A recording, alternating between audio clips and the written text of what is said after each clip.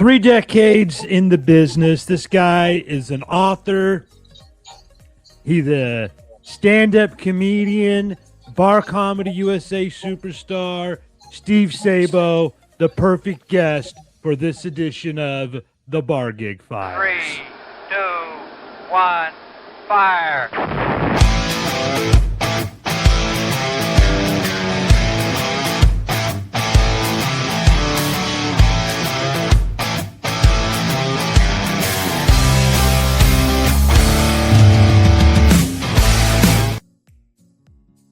This guy's been doing stand-up comedy for over 30 years. Is that right, Steve?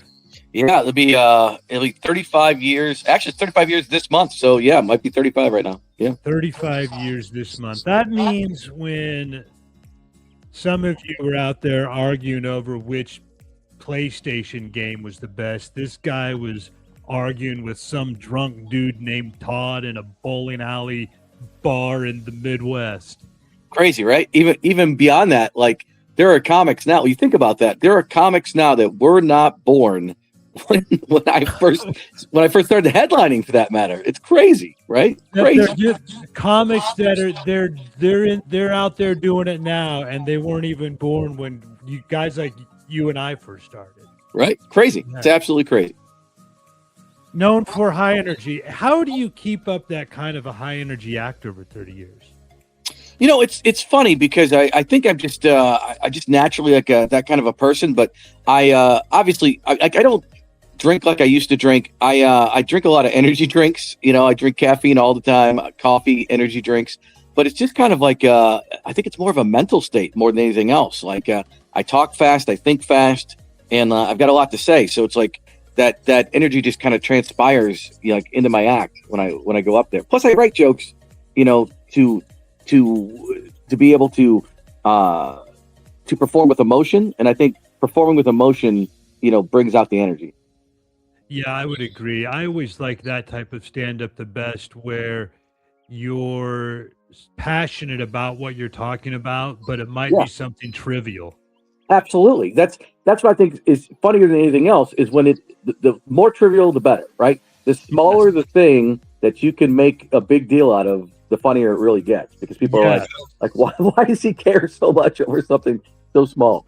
Yeah. I love it when I can watch a guy, it seems like they're about to have a nervous breakdown over dryer lint. Right. That's a really good example. But yeah, I do that all the time. Like just in my normal everyday life, the tiny little things that drive me crazy, you know, and I can think of a million different ones, but like something like I was thinking about, it's been so cold lately, but have you ever noticed like how much slower the gas pumps are when it's freezing outside than it is in the summertime? In the summertime, you can fill up your gas in 10 seconds. In the winter, there's like 15,000 questions that you got to go through. You know, do you want a hot dog? Do you want a car wash? I just want to not die of hypothermia or whatever. You know, that's all I want to do. I want to not die right now. Fill my tank. Right. Yeah. And what's great about that is it's endless, and it's relatable to you. Go to these pub and grub shows, man. These aren't hipsters in the city. These are people that are, it's everyday life experiences like that will be relatable. Yep. Yeah. And I love the pub and grub shows. You know, it's funny because people that don't do them, that haven't performed them, they may not even understand how great they are. But these are small town people, and they pack the places. You could be a tiny fun, like me and Scott often joke around about like if we're on our way to a gig and we lose our phone signal. Oh, we must be getting close, right? Because it's in the middle of nowhere. And sometimes they are, but they fill it, they pack it. It's like, you know, they have 50 seats, they have 50 seats filled. If they have 100 seats, they have 100 seats filled. And these are people that couldn't be happier to get the entertainment, because there's two things that go on that I think is great. Some people come out because they just love to be entertained. And there's other people that come out and that are surprised that the entertainment's as good as it is, because they didn't expect somebody who's got some talent to actually come to their town. Right. We didn't think. Sometimes I almost think that they showed up expecting the comics to tank.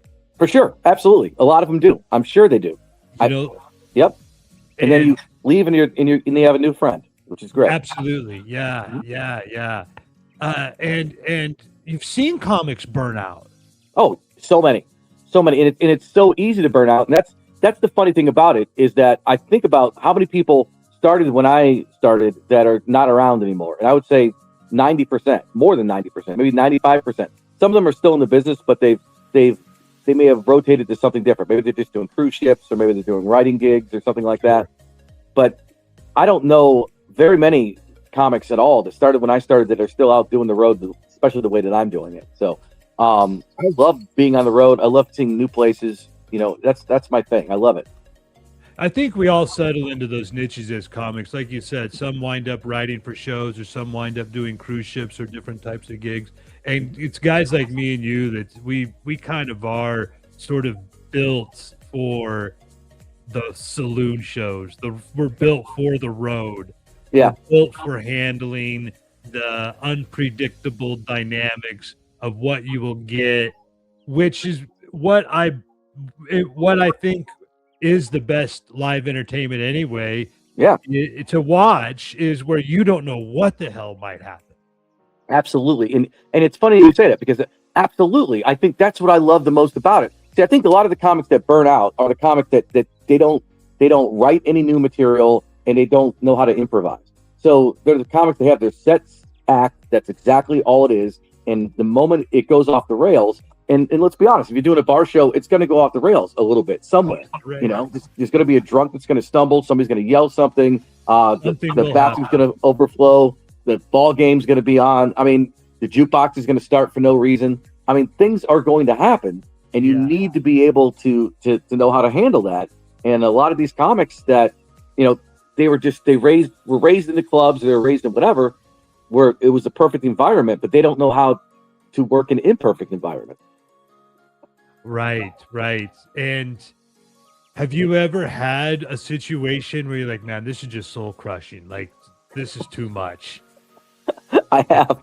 I've many times I have. I can tell you one that I thought was kind of funny, was that it's funny now. It wasn't funny at the time, but I was in Grand Forks, North Dakota doing a show, and it was a big nightclub, and they had us in the basement.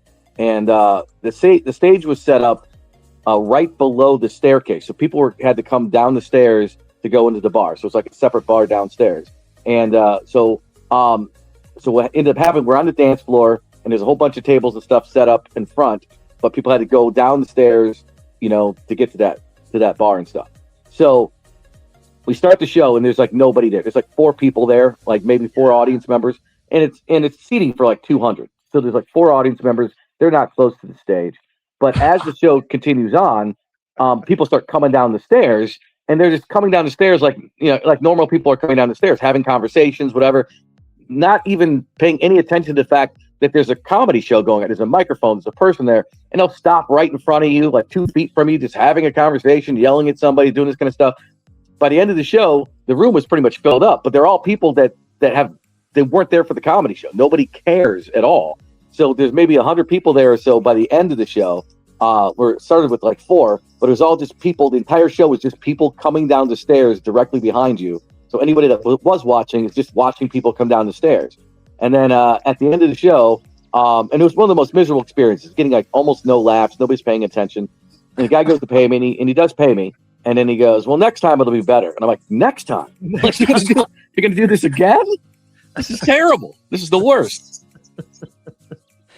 Yeah, and when I first heard you say that the stage was underneath the stairs, I thought that maybe as you were doing your act, you would literally hear the plodding of footsteps going down the stairs, but you could see them as well. Like, yeah, you could see them as well. You could hear them, you could see them, and then they would just stop directly in front of you. Like literally, one guy, I tapped him on the shoulder, you know, while he's standing there and doing the show. I go, hey man, would you mind moving out of the way a little bit? You know, you're in front of the stage. Yeah, what are you doing? People not paying attention need to be able to see me. Right, exactly. Oh, it was awful. That was a long time ago, but that was awful. That was one of the worst. And there's a million situations that occur, but I've done a pretty good job, I think, in my career of figuring out a way to, not necessarily spin gold from straw, but at least turn what might be a bad situation into a good situation. Like I've seen so many comedians, that younger comedians, like my opening acts will come up and they're freaking out. Oh, they left the TVs on. They don't want to turn them off, or there's a big giant moat in front of the thing. And it's like, yeah, we just got to deal with it. We got to work past these type of things. We can ask them if we can change these things. And if they don't want to do it, then we just say, okay. And we do our jobs. We're here to entertain people. We're here to sell drinks. We're here to make people laugh. Don't worry about the little stuff. You know, the tiny things, you know, don't matter as much. Just connect with the audience and make them laugh. Yeah, I talked to Derek Luna about that a while back, a few days ago, and he said that, you know, sometimes it's technically not a good comedy show. Yeah. But they still have fun. Yeah. Yeah. You know, nobody's grading it. Nobody in there is like a comedy professor. If you just show them a good time. Yeah. And I brought up what Jim Wiggins, because I know you know who Jim Wiggins is. Love Jimmy. Yeah. And that's something that he once said to me was, JerDog, just have fun with them. If you have fun with them, they'll have fun with you. You'll never have a bad show. That's right. That's really, he really, hey, buddy. Yeah. And totally true. And love that guy. He had such a great attitude. He had a good show no matter what happened. I don't know if I've ever seen him have a bad show, but even if he did have a bad show, you couldn't tell because he's having fun. Well, and that's one of those guys that initially inspired me to be like, hey man, he's been at it for so long and he's still going at it. He's still having a great time. Mm-hmm. You know, I was a young pup and he was in it for 30 years at that point. You know, I was that guy that we were talking about at the beginning of this video. Yeah. Right? Yeah. With working with him. Yeah. Crazy. How do you keep your material sharp? Well, you know, I'm a writer, right? So I like to write. So I have a tendency to, I don't know why my brain works in a weird way for some people, you know, different than other people. Some comics, they'll start writing, they'll look for a premise and then write around a premise. I find things that are funny and I write a joke around that, whatever it is, something that occurs in my life, some basic experience. I don't know. Like you could have a relationship argument with your wife or girlfriend and you can turn that into comedy. You know, you could walk down the street and find something funny. I have a tendency to see the world. And I think a lot of comics do, but I think a lot of comics are afraid to put the jokes on stage. And that's something that I've never been afraid to do. Like I'm always every week I want to try to do a different joke, at least something new I wrote that week somewhere, or at least do a new tag or put a spin on something or move jokes around. But I'm never going to do like the same set the exact same way. And that's the way that I keep it fresh all the time. It's like a lot of times, like I love doing crowd work. I love, seeing something in the audience and just seeing where that takes me. And a lot of times that little stuff is what takes me into a bit that becomes a bit later on. Like a good example, I did one of your gigs not that long ago, and I don't know if we're allowed to curse or whatever at this show on this podcast. But I did a show for you in Illinois at this parachute place a while back. I don't know if you remember this. I think it was very beginning of 2025. Yeah. And there were these two girls in the front row that had the inside of their lower lips tattooed. And the one said, "Kiss me," and the other one had "twat," T-W-A-T, tattooed on the inside of the lip. And I said, and she showed it to me. I go, I think you tattooed the wrong set of lips. You know, it got a huge laugh, and that's evolved into a bit that I use in my act now. You know, when I talk about that and other things. And I think those kind of things do happen a lot in your show. Is when something spontaneous happens on stage, and you go, I can use this again. I can make this be something else, and that's what I love about it. That's how I keep things fresh. Yeah, that's what I love about these bar gigs too. Is you run into a lot more of those types of situations. Yeah, and those diamonds in the rough where you're allowed to roll with that a little bit more. Yep. That stuff happens in comedy clubs, but I think it's a lot more, exponentially more, in the volatile nature of a bar atmosphere. I agree 100%. I think there's so many different factors of things that are going on at that moment. Plus, when you're in a bar, there's people there, a lot of people there probably that's their bar, that's their home space, so they feel comfortable there. So they're not afraid to respond to the comic. Whereas when you're at a club, most people don't spend most of their time at a comedy club. So, when they're at a comedy club, that's your home, that's your environment. So the people feel less inclined to act out or yell or now if you're a drunk sorority girl, it's gonna happen, right? If it's your bachelorette party, it's gonna happen. But most times people go, all right, I should probably be in my best behavior. Whereas at their home bar, they're like, no, this guy came into my home. I'm going to say whatever I want to say. And then it's your job as a comedian, to put them in their place or, have fun with them. Don't, not be mean with them, but, make them kind of regret that decision a little bit. Sometimes you got to put them in their place. Sometimes I've had people come up to me afterwards and say things like, that guy always acts like an asshole in here. Finally someone said what I've been wanting to say for years. Oh, yeah. They live vicariously through you. Yeah, and you can tell usually, right? You can kind of tell, not always. Sometimes you can read that very wrong, but sometimes you can just tell who's a trouble person that they kind of want you to get at. And sometimes, I've read it wrong before, where, you go after somebody and then afterwards they go, sorry about that guy. His wife just died 2 days ago and, he's acting out. And you're like, oh my God, I just made this guy's life even worse. I don't want to do that. But most of the time, you play it right. Yep. And I got to say, man, I really appreciate it. He goes all over the country. He's on the Pub and Grub Comedy Tour. He does his own shows. He's got theater gigs that he does, comedy clubs. He's on the cover right there. Yeah. America's Best. Made the cover, Ma. Made the cover. Book. And you do a lot of your own books, which I think is really cool. You do. Yeah. You write real books. You write actual books. Yeah, lots of words. It's funny you say that because I've had people pick up my books after a show and they go, "Oh, there's real words in here." I'm like, "Yeah, what you think I'm selling?" Yeah. I do. I wrote 2 books that are comedy related that are good for actual comedians, which is How to Fail at Stand-Up Comedy and How to Fail at Stand-Up Comedy Writing. And like I'll tell you what I'm amazed by is so many comics that I'd never known that don't know me have purchased that book and contacted me later and told me they read it and it helped them out a lot. But also what's also I have funny. A copy of it. Oh, I know you do because I know that you've told other comics because they've told me that Jeremy said, "How do you send to Vales? Pick up Steve's book. He's got it right in there. Yep. It's right there. This is exactly how you do it." But I'm also amazed by how many comics that I do know that didn't even know I wrote a book. And I'm like, how do you not know? I've written 7 books now. That book in particular has sold thousands of copies across the nation, to strangers. And you don't even know, how are you so not paying attention to my life? But yeah, it's crazy. I don't know. But I have 2 books about stand-up comedy, which I recommend to any comedian that wants to do comedy at all. The writing book is really good for because a lot of the writing books I found, let me say this one, is for for stand-up comedy writing, as you know, you can pick up Judy Carter's book, or you can pick up a bunch of different books, and they'll give you some basic concepts and all that kind of stuff. And they're good. But what I try to do with that one is go through each of those steps individually and write jokes with the people as well. So like I'm telling you the technique and then I'm doing it in the book.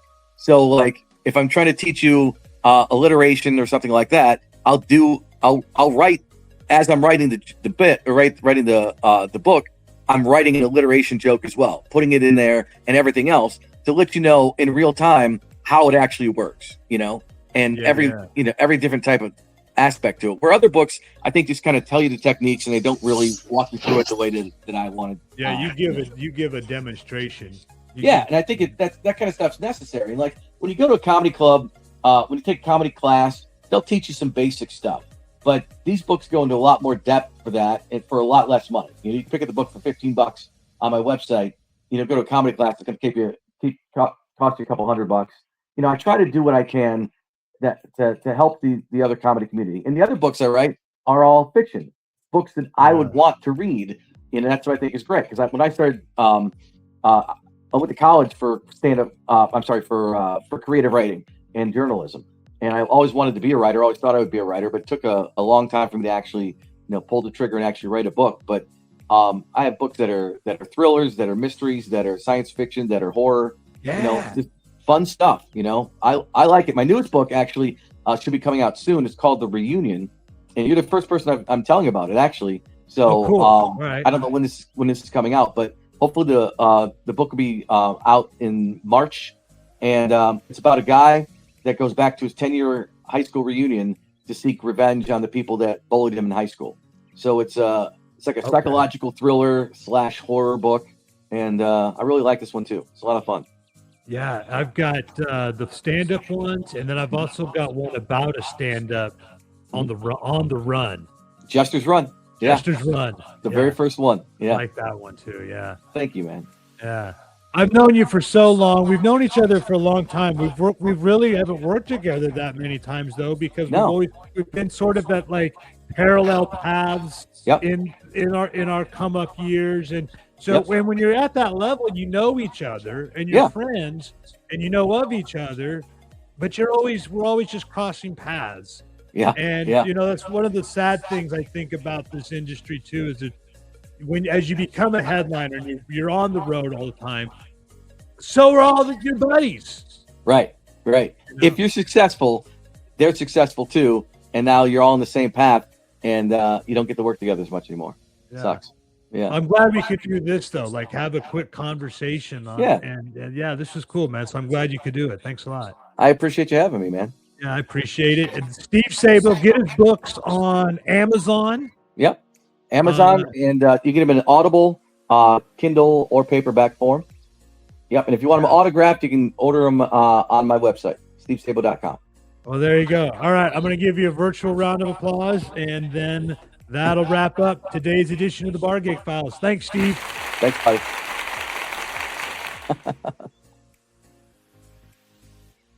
Yeah, that was cool. Yeah. Painless. Easy.